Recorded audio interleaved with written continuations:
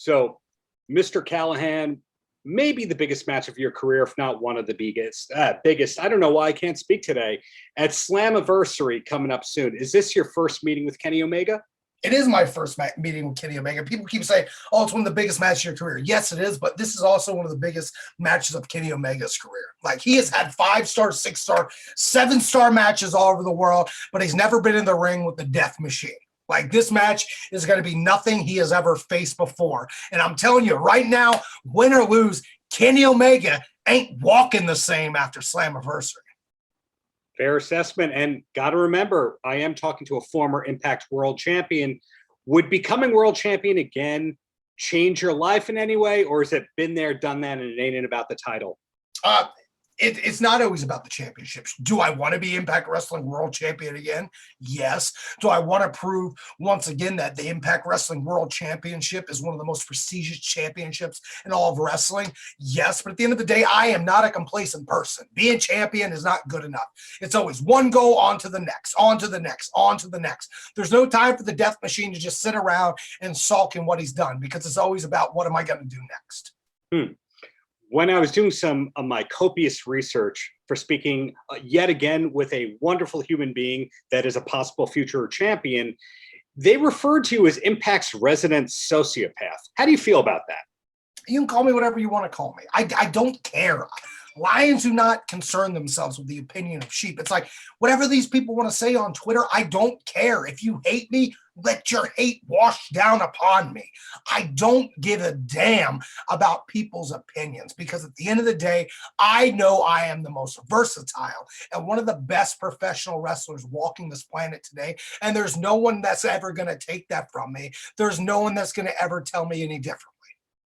Fair. Well, you're obviously going to steal the show. That's what you're ready to do. Is there a second best match on the card?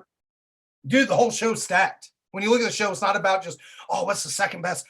That entire show's stacked. Impact Wrestling does pay-per-views like no one else. There isn't no throwaway matches.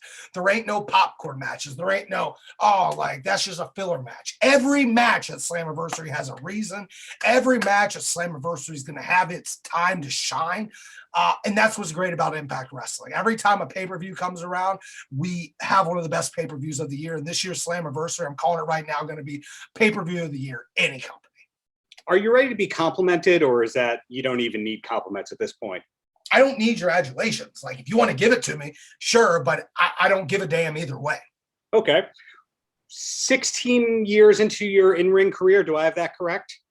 Somewhere around there. I started technically being trained in 2006, but I was wrestling on shows in 2003 when I was in high school. Wow. Okay, well, been on television more of your career than not. You've been a world champ. So the first thing is there anything still left to accomplish? Yeah, there's always going to be something to accomplish. Like I said, being champion isn't enough. Making Impact Wrestling the go-to and biggest promotion on the planet, that's always going to be the goal.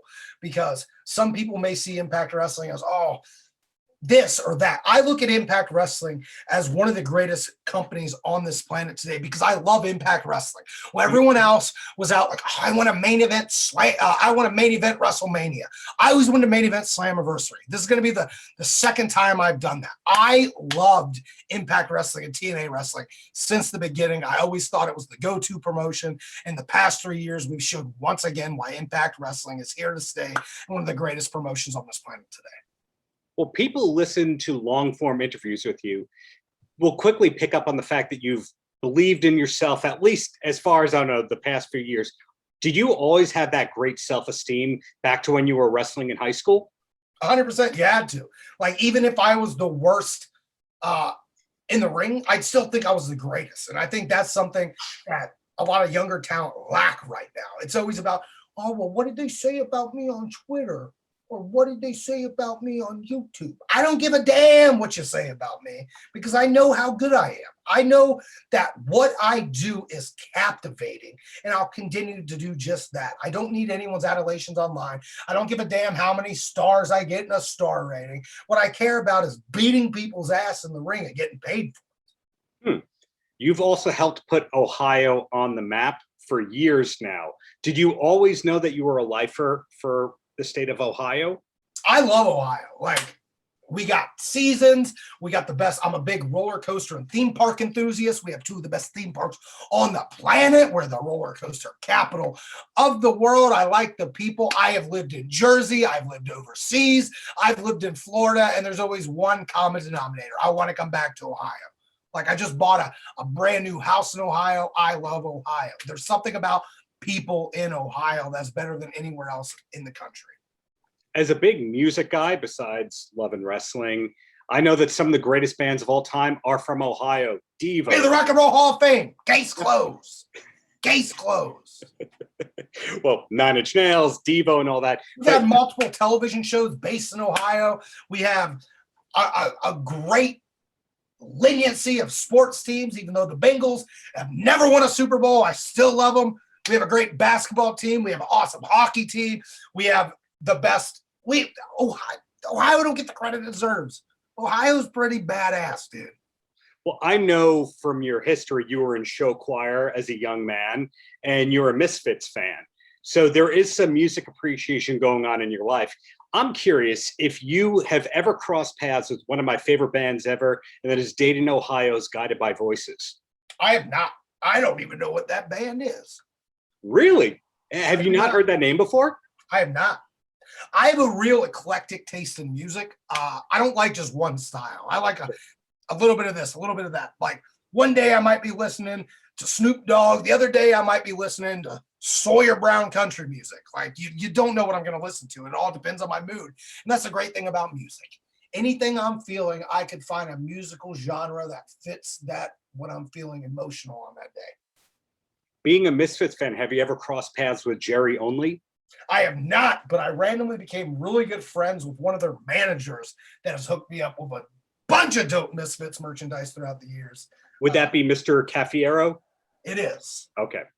Good people. Well, one more Dayton/entertainment question for you. Have you ever crossed paths with Cat Williams? I have not crossed paths with Cat Williams, but I would love to. He's one of my favorite comedians.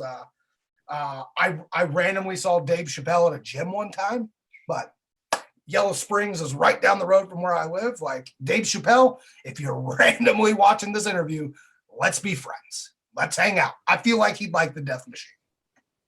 I don't disagree there. We saw him at that unnamed MMA promotions pay-per-view over the weekend, so maybe he is a fan of yours already. Yo, he randomly sang with the Foo Fighters in Madison Square Garden. Like that's the great. Dave Chappelle would just randomly show up in cities and do sets when he's not even booked. Like, he's the new Bill Murray. Like Bill Murray will just show up at parties, will just show up at events, do whatever he wants. That's the type of person I want to be when I'm in that phase of my life. I'm just going to show up places and wrestle. Well, related to that, I have one question and then the closer. And that question is, big personality on you. Again, this is a compliment right here. Do you see yourself long-term as a personality beyond the wrestling space? Somebody who wants to have a talk show, somebody who wants to have a podcast, anything like that? Well, speaking of that, I actually am going to have my own show that's going to be on Impact Plus, as well as Impact's new YouTube premium subscription called Callihan Uncensored. But I always feel like I will have something to do in the entertainment business, something to do in professional wrestling, whether it be editing, whether it be filmmaking. I'm a man of many hats, and I don't have just one talent. I'm going to be good at whatever I choose to do in life. If I want to go sell BMWs, I'd be really good at selling BMWs. If I want to go make movies, I'll be really good at making movies. If I want to continue to run a wrestling promotion, which I already do, the Wrestling Revolver, it's still going to be really good. Like anything I choose to do in life, I'm a successful person because I bust my ass. I don't have 1 ounce of natural ability, but I will outwork every single human being on this planet today. And that's what makes me dangerous at anything I do. Fair. The last question, besides Impact on Thursday nights on Access TV, what's a show that we should be watching? Besides Impact Wrestling? Besides Impact Wrestling and besides Callihan Uncensored, what's a show we should? Does it matter the genre? Does it need to be a television show? No. Can it be a Netflix show? Yes, it can. I just watched this show yesterday. I binge watched. It only has like 5 episodes. It's called We Are the Champions on Netflix. And it's little mini 30-minute documentaries about different things like different sports that people are good at, like frog jumping. And there's a whole different subculture of people that jump frogs or people that chase a wheel of cheese down a hill. Like, it's great entertainment. Also, I just binge watched the entire first season of the new Resident Evil anime show on Netflix. Absolutely great. And if you haven't watched The Boys on Amazon Prime, watch The Boys on Amazon Prime. A man of great taste. Thank you so much for your time, Sami. Hope you'll be champion again very soon. Paltrocast.